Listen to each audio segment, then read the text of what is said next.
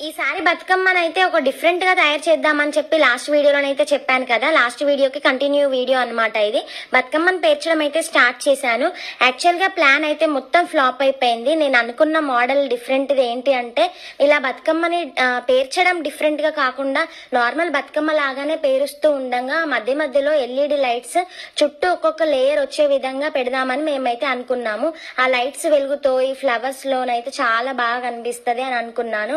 Battery కూడా తీసుకొని వచ్చాము, కానీ తీరా అది పెట్టే టైంకి అయితే అది వర్క్ అవ్వట్లేదు. ఆ ఎల్ఈడి బల్బ్స్ చిన్న చిన్నవి ఆ బ్యాటరీకి సపోర్ట్ అవ్వట్లేదు అనమాట. సో అలా ప్లాన్ అంతా ఫ్లాప్ అయిపోయింది. నెక్స్ట్ టైం అయినా ట్రై చేయాలిగా. నేను అనుకున్న మోడల్ అయితే ఇలా ఎల్ఈడి లైట్స్ తోటి చాలా మంచిగా వచ్చేది. బతుకమ్మ మనం ఆడుకునే దగ్గర లైట్స్ అవన్నీ చాలా ఉంటాయి, కానీ మనం బతుకమ్మకే లైట్స్ లాగా పెడితే ఇంకా బాగుండేది అని నాకు అనిపించింది.